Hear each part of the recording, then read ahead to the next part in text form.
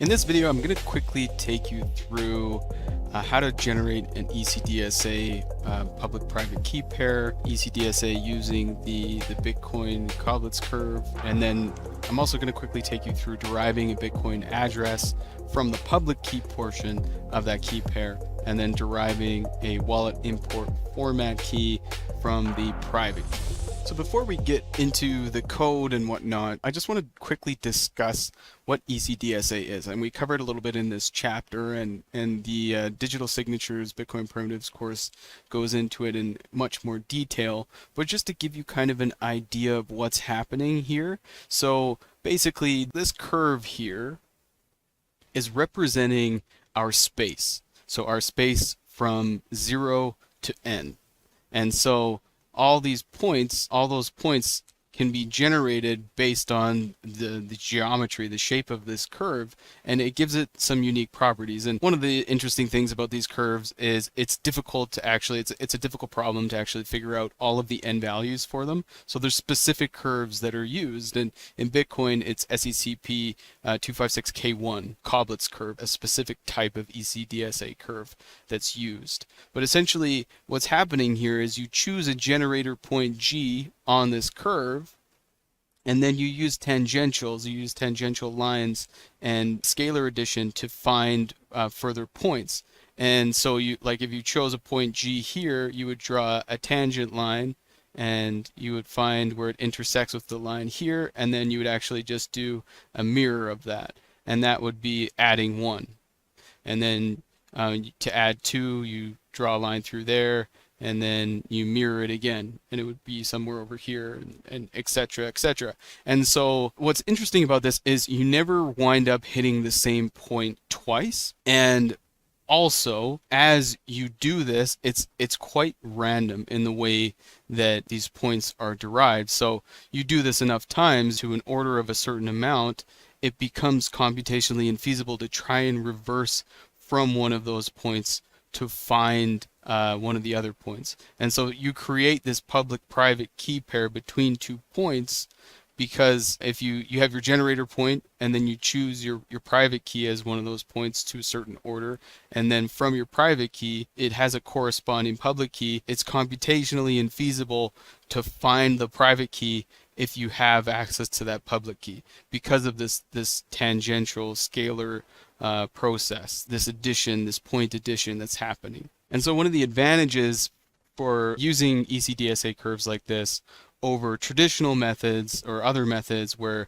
you're using really big prime numbers is you don't need a number as big, because it's actually more difficult to try and reverse an ECDSA process than it is to try and reverse using a regular RSA process, or the process that RSA uses, or old-fashioned Diffie-Hellman and stuff like that, where you need a bit value now that's like between 2,000 and 4,000. Whereas with ECDSA, like Bitcoin uses a bit size of 256, it's the same as a SHA output. So it's significantly more efficient in that respect. And so what we're going to do here is we're going to choose, we have our generator point, and we have our curve, we have our n value. And remember, in computer science, the modulus operator, it's used to find the remainder of some kind of a division. So when you do a division between 2 numbers and you get a remainder number, that's the answer to the modulus. So in computer science, that's used a lot to restrict outputs to a certain size. And so if you want to keep things within like a 256-bit length, for example, what you would do is you would modulus whatever number you're using by 256. And then regardless of what number you're using, it's going to be restricted within that space of 0 to 256, because it's being modulus 256, so you're going to be using that remainder.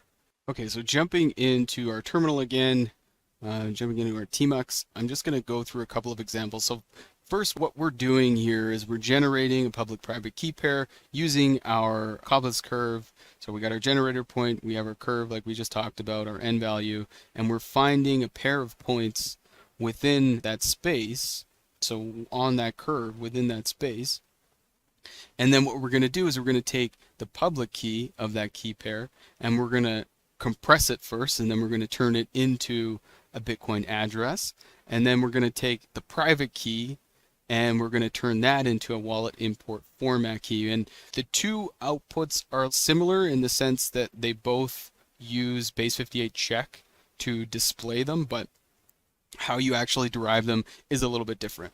So the first one we're going to do is the address. But before we actually get the address, we need to generate a key pair, and that's what this line right here is doing. We're using the libsv libraries again, like we talked about in previous videos in this course. But yeah, so here we have the private key being derived from that Codlitz curve, and that's nicely abstracted in the libsv libraries for us. So we're calling this package, and then we're calling the function new private key from this BEC package, and then we're specifying that 256K1 Codlitz curve from that package as well. And so once we have our private key, as we talked about, we can use that point addition to derive a public key from that. And so that's, again, it's nicely abstracted away here, but that's what this step is doing here. So just to give you some output here, let's just run this really quickly. There we go. And so we can have a look at these outputs as we go through this. So this is our private key, and that's on that Codlitz curve. And then we're deriving a public key from that, but one step that's kind of just two steps in one here. We're deriving a public key from this private key, but we're also compressing it. And all that means is we don't actually need both points of the public key to have enough complexity in order for things to stay secure. So we can actually drop the y coordinate completely and use the x coordinate as well as one prepended byte that denotes whether or not the y coordinate is even or odd.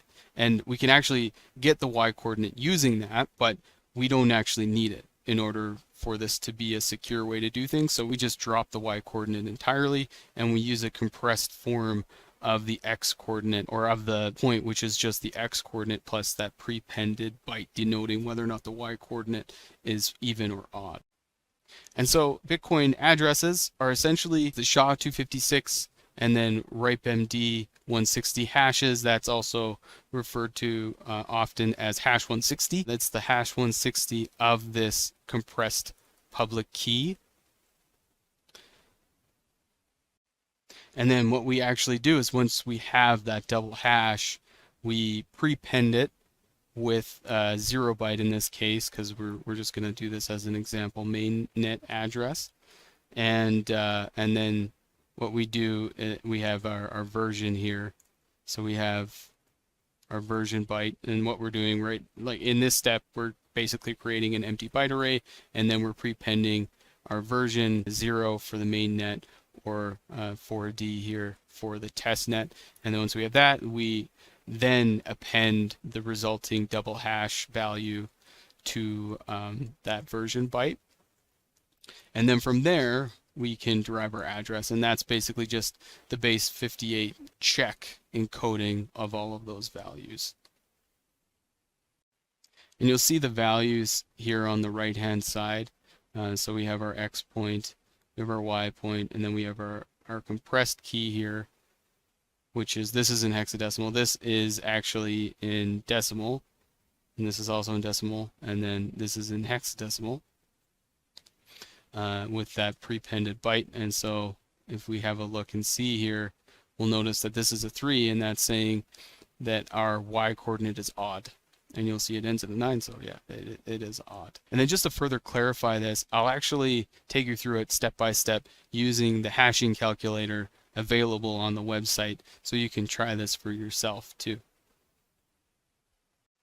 And so I actually have this listed here twice because we're doing this the long way initially to derive this first address value, which is right here. So we're doing this step by step, and then it's actually already abstracted away. We can just call this function from this package here, this bscript package, and it actually has an address string function in it for us, so we don't need to do all these steps, but just to show you how this is actually working.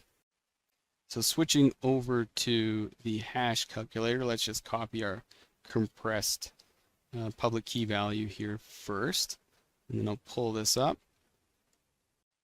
Okay, so we've copied our key value, our compressed key value. So the first thing we're going to do is make sure this is default ASCII, so make sure this is in hex, and then we need to get our hash 160 value from our compressed public key. So we can calculate that out, we'll copy that, and we can just put it in our address bar here for now, so it's there. And so from there, let's paste that in here, and then we need to add our version byte. We need to prepend our version byte, and this is a main net address, so it's a 0 byte, so we'll put our 0 byte in there. And then after that, we will get rid of that because we're not going to be doing any hashing, but this is still in hexadecimal, and now we want it in base 58 check. So we're going to do that, and then we're going to click calculate, and there it is. That is our Bitcoin address. And so we'll just copy that. And if we go back to our command line here, you'll notice that there's our address there. And so let's just paste the one that we just generated. And sure enough, they match. And so now we know how to generate our address. Let's have a look at generating our wallet import format key from our private key.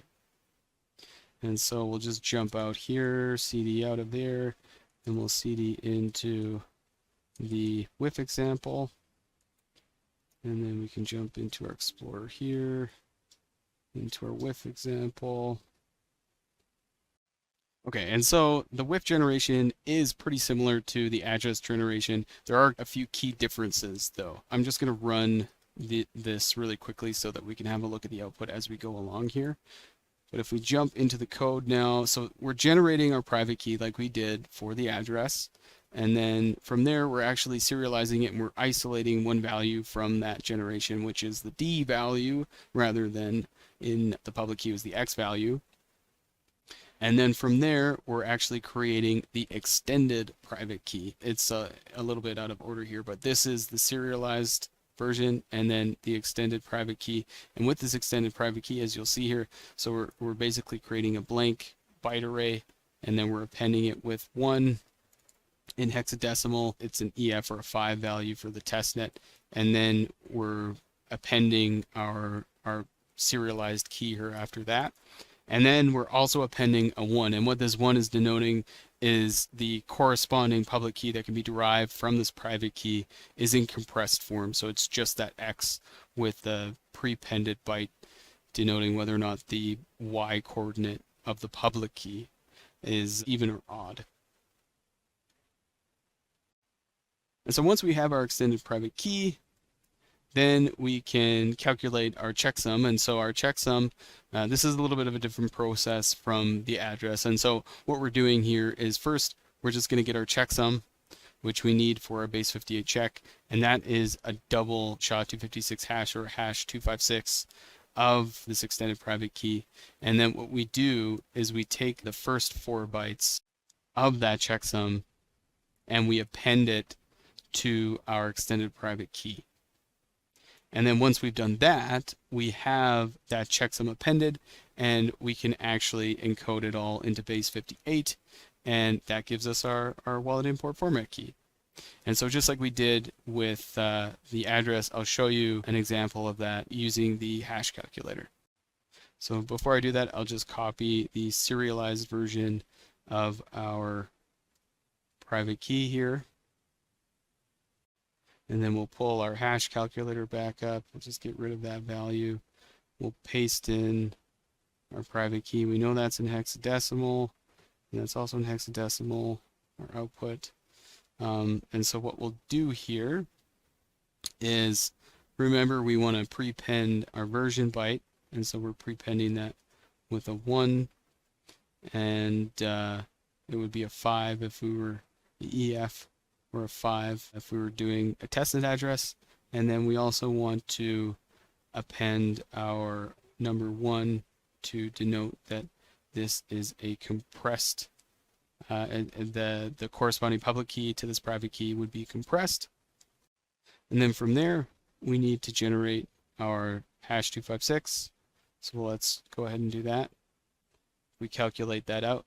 Then we'll save the first 4 bytes. So 1, 2, 3, and 4. And we'll copy that, and we will append that to our extended private key. And once we've done that, we can just get rid of that hash 25.